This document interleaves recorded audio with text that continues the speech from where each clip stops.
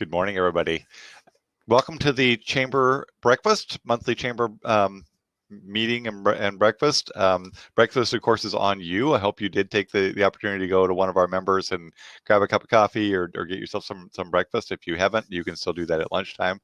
My name is David Reed. I'm the Executive Director of the Astoria-Warrenton Area Chamber of Commerce. For those of you who just joined us while I was doing this presentation, in a moment you're going to get a chance to be at a table. When you do that, you'll have to turn your microphone on and your camera on. You can also jump from table to table. So this platform allows you to sort of mingle in the group. So welcome here. I'm going to be introducing our speaker this morning. Speakers this morning, and we're going to be talking about the United States Coast Guard and its presence in our community, and the work that they do. We're also going to be talking about the general marine transportation system and its importance to not only our local area but our economy as a whole. So I think we're going to find some great information here. I think you're going to enjoy the presentation, and then we'll have some time to actually talk with one another and make some friends as we kind of move around the event in between speakers. So without any further ado, I want to welcome Captain Gretchen Bailey. Captain Bailey is the deputy commander. You're going to have to correct me on the actual title. Good morning, everyone. It's Deputy Sector Commander. Okay, thank you. And Gretchen was kind enough to speak to our leadership group last year. So I can tell you for a fact that she is not only very capable in her position, but she's also a leader in our community, and we're thrilled to have her this morning. Gretchen, do you want to introduce Jim, or do you have a presentation before Jim? No, Jim and I are going to do it in tandem. So okay. Mr. Jim Merten has been gracious. He's all things maritime transportation, planning, preparing, and I've invited him to bring in the experts. We're going to kind of divide and conquer. He's going to do the presentation. He's going to have to roll out for a course that he's getting ready to teach, and I will be around to help answer any questions at the end. So with no further ado, Jim, turn on. Where are you at, sir? Just turn on your camera and your microphone and you'll join us here on the stage. And I will go away.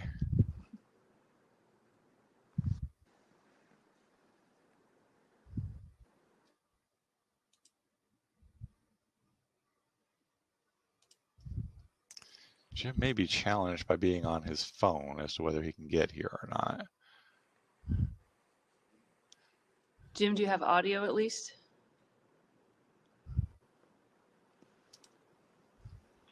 Oh, we didn't plan for that, did we?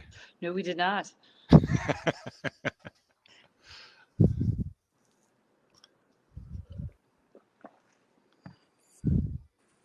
Jim, I've got you as a speaker, so you should be able to just turn on your camera and mic in this mode and join us. But again, I haven't seen that on the phone to know how that works.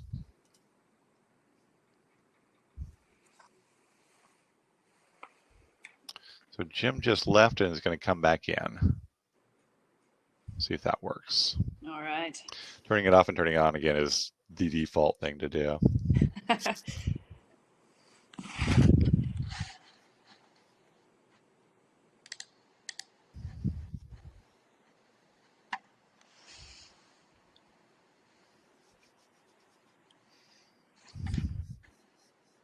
So bear with us for just a moment here.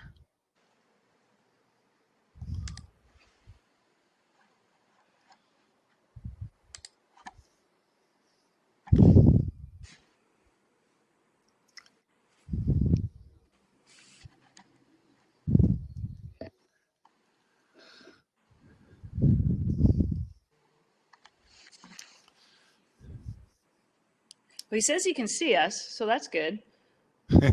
He's an attendee.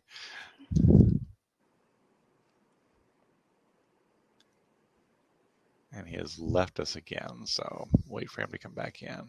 Yeah, it says he's logging out. Okay. So tell me, Gretchen, about the Coast Guard presence here, specifically in Astoria and Warrenton. How many people are we talking about?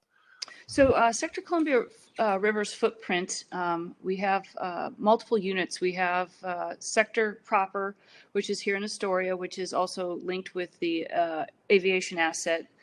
We have several surf stations up and down the coast that belong to Sector Columbia River. We have Station Grace Harbor, we have Station Cape D, Station Tillamook Bay, and then we also have Station Portland in Portland, and then we have the Marine Safety Unit in Portland as well, which does all of the prevention, investigation, all the vessel inspection parts and pieces.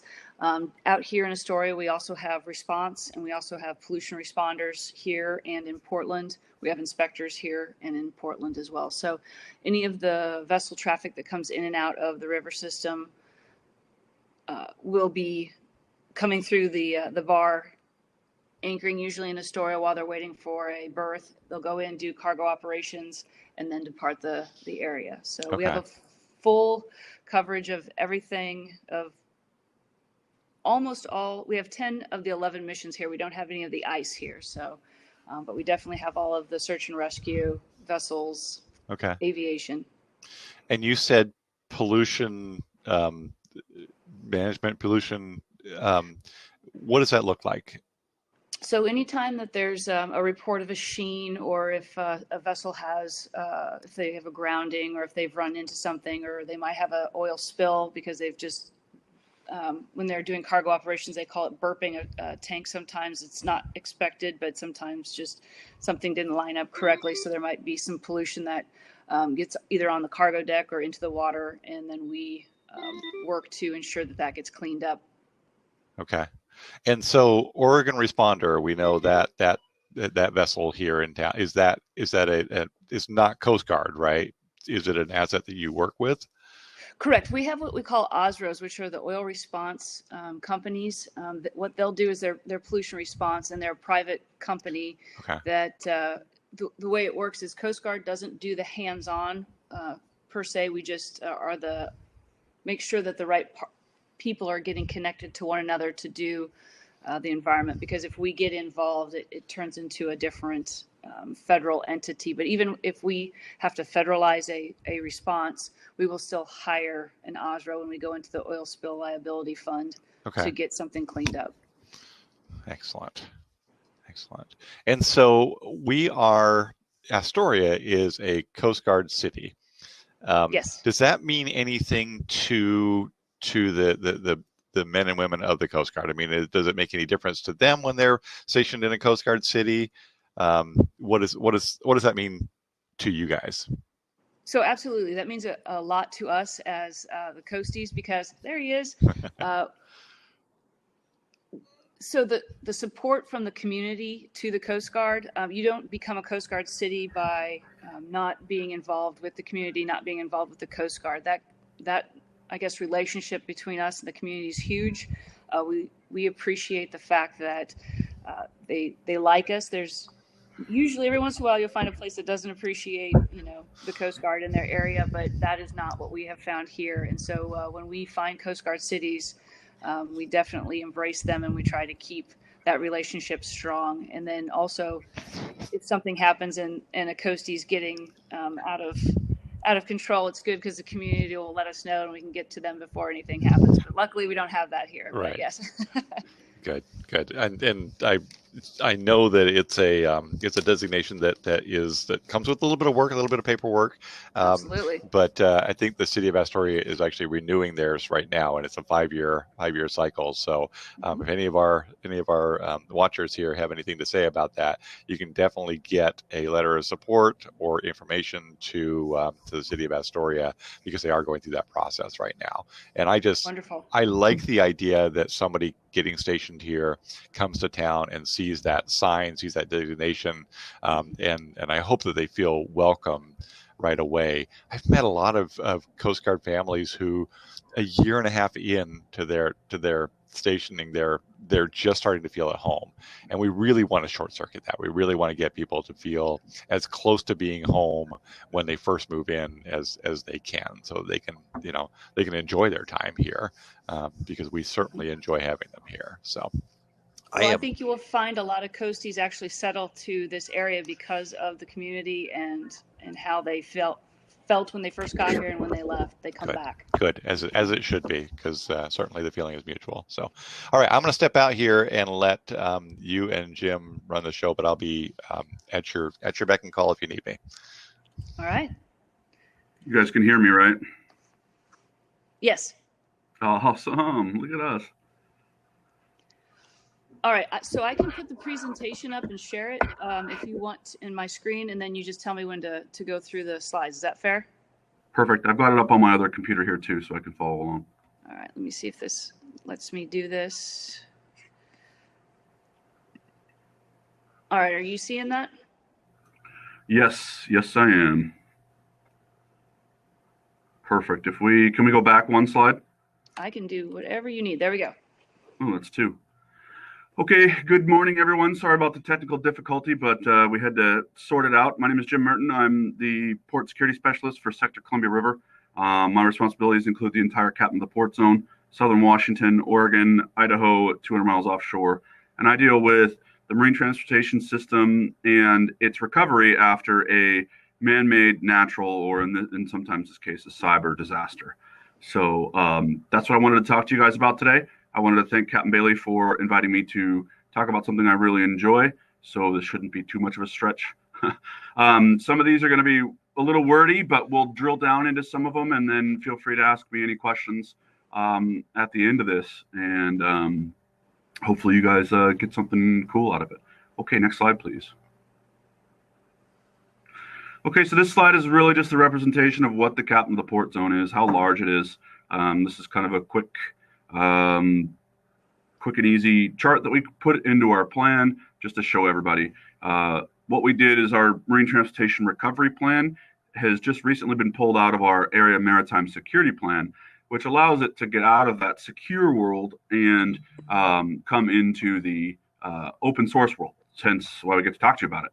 So this is what we're responsible for, all this sort of thing. So we deal with anything regarding the coast, the river, et cetera, that, secondary and tertiary intermodal effects. I'm looking at railroads. I'm looking at airports, all sorts of things like that. Next slide. Okay, and the graphic on this slide is just some of the units that the Coast Guard units that are in the Capt of the Port Zone here. There's a lot more, but these are just kind of the big ones that are here. The bottom part there, those are the stats. So we're the #1 U.S. wheat export, #1 West Coast wood exports, #1 West Coast mineral bulk exports, #2 U.S. soybean, #2 West Coast auto imports and exports, and then #3 grain export worldwide. That sometimes bumps up to #2 depending on how the Russian crops are doing. Sometimes Russia has a pretty harsh winter and we get the business. Also adding to that is China recently purchased an $85 million grain order with the United States, and some of that is going to be coming out of the Columbia Snake River region. So it's 420 miles of coast, 465 miles of river, 33 ports, it's 38 depending on who you ask, and $24 billion a year in commerce come out and through the Columbia River. Next slide, please. So our region literally feeds the world, right? Like grain from the Columbia Snake River is delivered via our U.S. food aid agreement to Yemen. Yemen is embroiled in a civil war right now. Grain and other commodities from our river system are delivered to South Korea, China, Africa, South America, and Europe. And so we literally feed the world. So that's why we're talking about marine transportation recovery today, because we really put a lot of thought and time into how to fix this if something goes wrong. Next slide, please. So the question, I guess, is how do we protect and recover vital commerce? Seems kind of easy, right? But this thing is like, that crazy onion analogy. There's just a lot going on here. So it's pretty complex, but we'll dive into it and see what we can come up with. Next slide, please. So we have this thing, and I run it for each sector has one of these. It's called the Marine Transportation System Recovery Unit, or MTSRU is what we call this thing. In fact, I'm teaching a bunch of new folks today. This is a class that I'm teaching for the next couple of days, so I'm really excited to bring on some new folks every Marine is a rifleman thing. This is my analogy for the Coast Guard. Every coastie should be a MTS specialist because it's just that important. We do search and rescue, which is, number one, but 1A should be Marine Transportation System Recovery. So in the ICS structure for emergency management, it's a type 3 incident and above. Outside of that, it works for the captain of the port in less than type 3 incidents. And then the MTSRU is also available to consult local and state governments. So if anybody's got any questions or needs anything like that, feel free to reach out to us, and we'd be happy to either show you what we know, teach you what we know, or collaborate on something new. And the goals of the MTSRU, really we want to track. So this is there's some sort of event, right? It's a bridge down. It's some sort of marine transportation disruption. During COVID, that disruption was lack of people, because there's no difference between a bridge in the water, in my mind, and no person to drive the boat. It's still a disruption that the commodity is not getting moved. So we want to track and report the status of the system. We want to understand the critical recovery pathways. We recommend courses of action to the captain of the port. We talk with the governor's office. We talk with state and local governments. We also have a port coordination team that we started, and that provides an avenue for stakeholder input. And then if there's an incident command or a unified command, we provide them with recommended priorities so that they can kind of put that all in with the rest of the stuff they're doing. Next slide, please. And so this slide is about our Marine Transportation System Recovery Plan. And this was a big deal in our world last year. The plan's about a year old now. But it used to be in the Area Maritime Security Plan, which, like I said, is in the secure world, and we wouldn't be able to talk about it. But the plan is now out of that, and it's allowed to be shared. So it's classic plan stuff, updated every year with an overhaul every 5 years. We encouraged stakeholder input. It created a port coordination team. And the other thing that we're doing is synthesizing all of our coordination efforts with FEMA, with OEM, with Washington, and with all of the local emergency managers as well. And then we're looking to close the gaps between local and state and federal recovery planning. Next slide, please. So this is a classic MTS, Marine Transportation System Disruption Cycle. So you got your events, then the Marine Transportation System Recovery Plan is activated in green there. The port coordination team, which is made up of executives from all of the potentially affected entities, so tug operators, merchants exchange, anyone that represents someone on the water would be involved in this. So they're notified. And then that team gets together, and then the MTSRU, Marine Transportation Recovery Unit, is activated. And then the port coordination team informs the MTSRU, and the MTSRU informs the Incident Command, Unified Command, Captain of the Port, or Area Command, depending on how big an incident is. Next slide, please.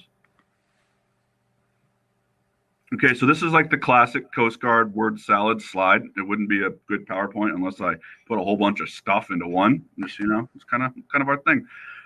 But it used to be 3 slides. And so this Marine Transportation System Recovery Plan is going to be activated in the following 3 categories.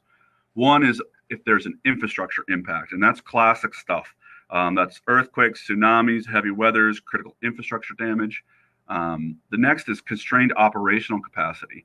So this is going to be like labor shortages, cyber attacks, pandemics, a MARSEC increase, maybe something that's not necessarily doesn't have to be physical. It just has to slow it down via some means.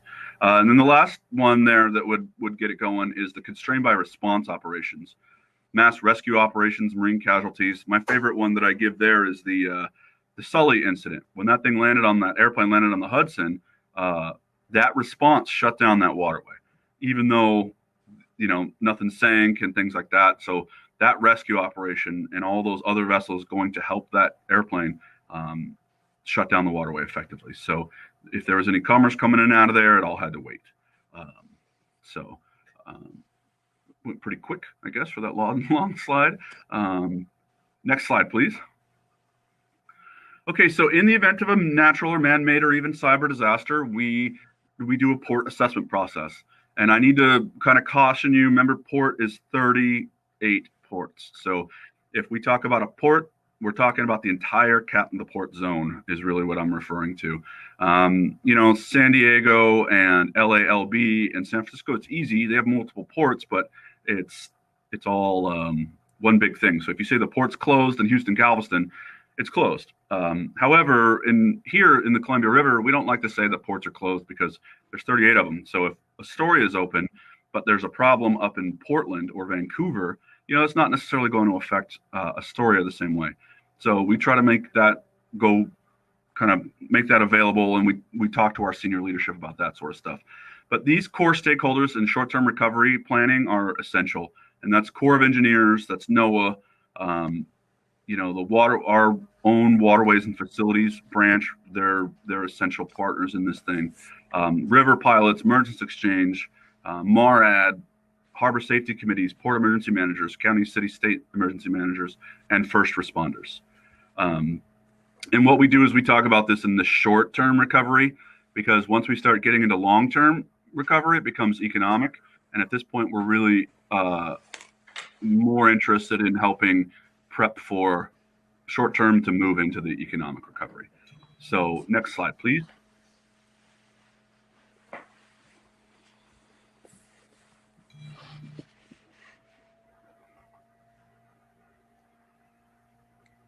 Did that make it, Jim?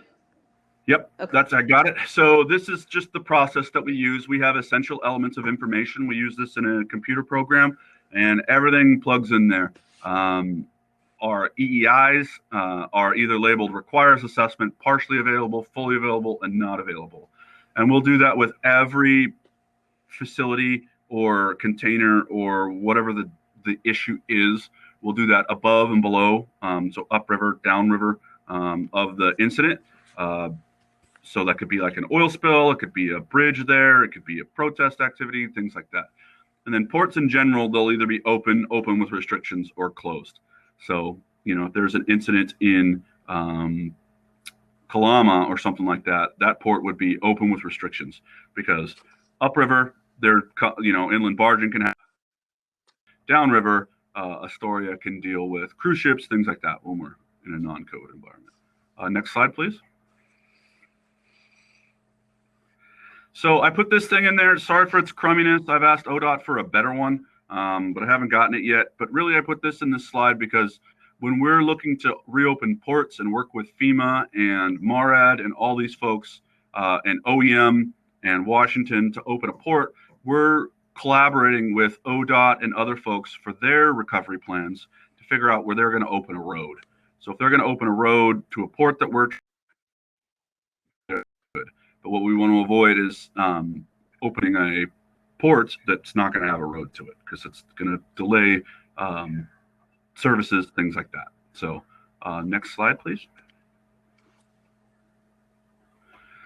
Okay, and these are the FEMA emergency support functions, and this is how we kind of organize all of this emergency management stuff. It's where the Coast Guard fits in here is ESF 1, which is transportation, which includes marine transportation. And then we come in at ESF 16, which is law enforcement. And then we're also the lead agency on ESF 10. If we're not upriver, it's going to be EPA, but with everyone. Because all of the energy sectors and the fuel sectors and things like that are all going to inform and things like that. So, and then the bottom there, we've got a coordination team, and that is open to any executives that would be able to speak for their organization that has a stake in the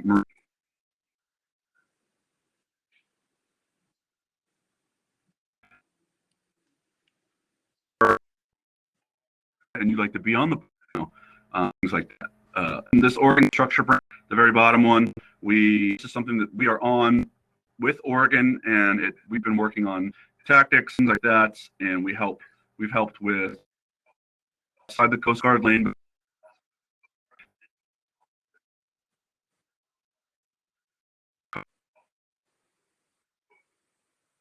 With this research, so we're helping them, provide them with Slide, please.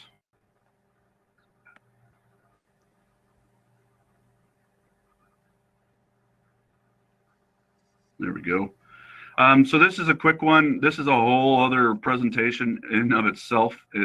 We call it DSCA, the Defense Support of Civil Authorities. And so I put this in here because the military needs this type of authorization to be able to act and engage with the civilian populations. And there's a mechanism for that, and this is that.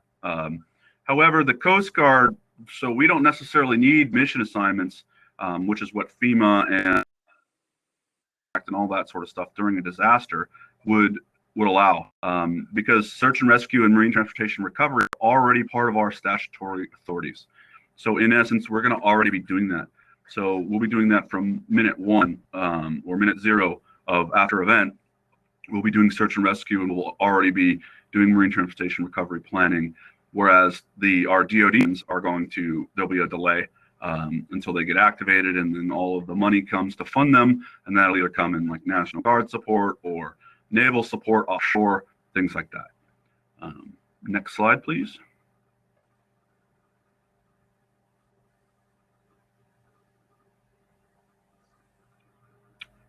And that's it.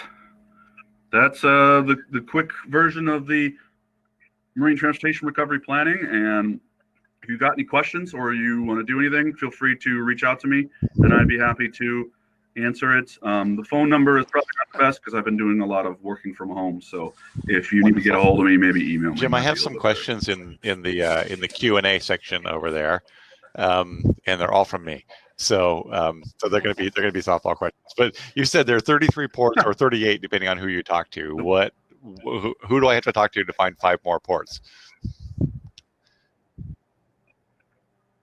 Well, if Business Oregon is probably the best way to go because they deal with a lot of the small ports too. So and that's all through just Oregon and Washington and things like that. So there's a lot of little. And you said type 3 incidents and above. What are those designations? Type 1, type 2, type 3, and how high do they go? So a type 3 incident is something that like the local sector is going to be able to handle. We're going to deal with that in our own incident management team and our own ICS structure with the deputy commander and the sector commander kind of running that stuff. They're going to form their own incident command, and the MISTRE is going to be part of that. And an example of that is going to be in 2019, the Bonneville Lock had a 21-day unexpected closure. And that shut down the marine transportation system at the Bonneville Lock and Dam. So what that creates is it creates a vessel queue, right? So we've got vessels coming upbound and downbound that needed to get through. So what we did is we went out to our port coordination team and we got them to come up with the priority list of who's going to go first once that thing reopened. And of course, you've got cruise ships, you've got grain operators, you've got everybody that wants to be first, but we had to really sit down and coordinate so that we could do it orderly, we could do it safely, and things like that. So that's an example of a type 3 incident that we handled on our own. PAC area and all of the big bosses are all very interested in that stuff, but that's something that we can handle. And then a type 2 or a type 1 incident is going to be a hurricane or a Cascadia subduction zone type of thing. So you mentioned, I think you've already answered this, but we hear a lot about the shortage, or at least the upcoming shortage of qualified mariners, right? At least in our country, that comes under your constrained operational capacity, right?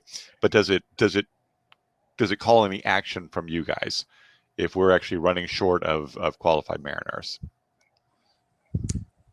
So I can actually take that. Well, from my perspective, what's going to happen is we're going to track it. Yeah, sorry, Captain, go ahead. Oh, no, you're right on. We'll definitely work with not only the mariners, people that are interested in becoming mariners, working with our regional exam center out of West Virginia to help get people to the right locations to get those that are interested. Sometimes it's just they don't realize that that is an opportunity for them. So we just have to continue to pass that word that there's opportunity out there for that career path.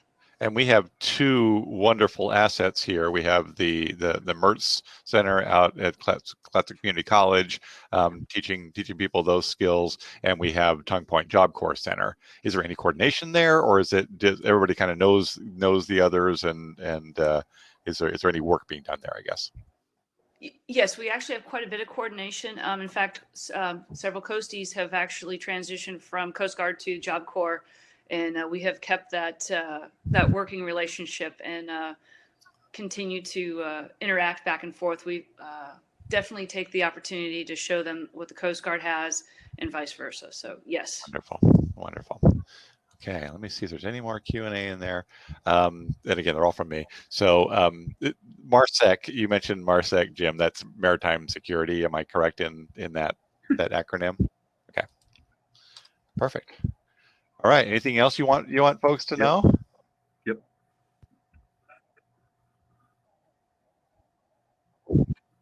Yeah, just on that sort of thing with the shortage of mariners, the thing from my side of the house is I'm going to track that stuff, and then we're going to kind of keep an eye on how each corporation, as far as shipping or cruise lines, if it starts affecting the amount of ships in the river system, then that's when we're going to start taking note, and I'm going to start plugging info up to the captains to say, hey, there's something wrong here. Right. Right.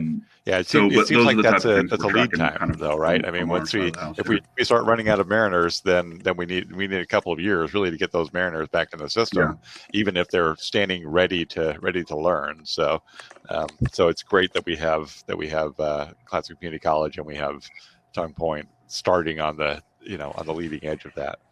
That's excellent.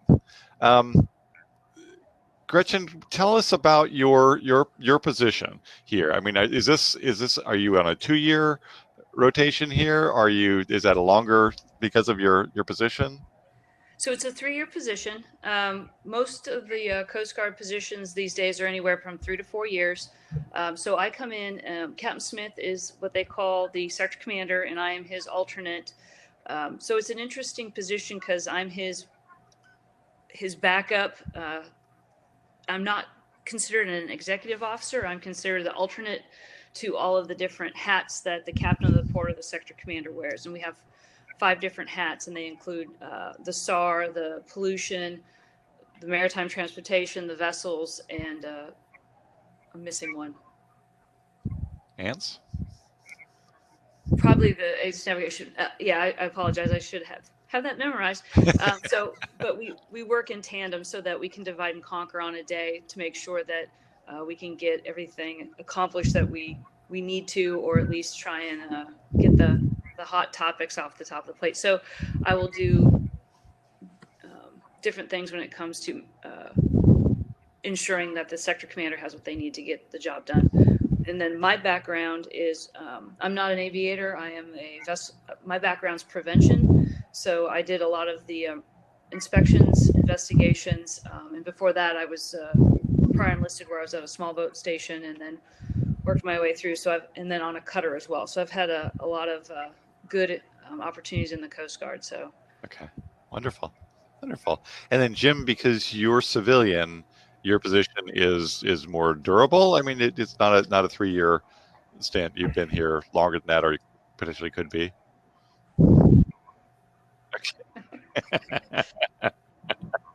Yeah, I'm here forever. This is my thing. Your lips to God's ears. Okay. Whether they like me or not, this is it. I'm here. Very good. And then one final question, because I'm full of them today. In your very first slide, there's a wonderful logo of the maritime transportation of the area, the sector Columbia River, and we look at Air Station Astoria, Coast Guard Cutter Bluebell. Where and what is that? So the Coast Guard Cutter Bluebell is what we call an aids to navigation river tender, and they are out of Portland. Okay. They will do all of the buoys up and down the river that the Coast Guard has jurisdiction with. They do stop up at Kennewick. That's in the Snake River area. That's their last spot that we have jurisdiction. Usually they do not go offshore. They will work to the mouth of the Columbia. We have Coast Guard Cutter Elm, which is out of Tongue Point, right, which will do a little bit more of the offshore piece as well as up the river as well. So, okay.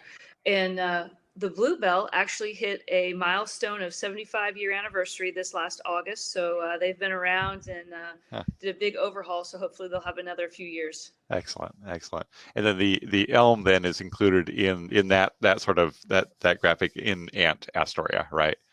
Correct. Okay. Well, they're actually a cutter, so they're the ACE navigation unit is in Astoria is separate from the buoy tender. The buoy tender actually belongs to district, but they're out of Tongue Point. Cool. Okay.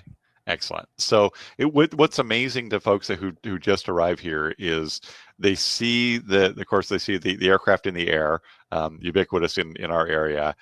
They'll see the cutters out here, but to sort of realize the reach and the depth of Coast Guard presence in this community, it's pretty amazing. It really is. I mean, it's SAR again is the most obvious in the press and in the news, but there's just an awful lot other things going on here. And when Jim mentioned the $24 billion worth of commerce that can come through this port writ large, that's every one of those pieces is critical, and we appreciate it. So, all right, I'm going to send everybody back to the tables unless you guys have anything else you want to add here.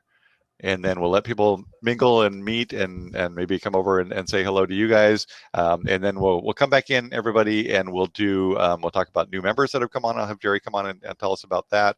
And then we'll also do a couple of giveaways here. So back to the tables. Go meet a friend. Don't forget you can click from table to table, and don't forget to turn your cameras and your microphones on.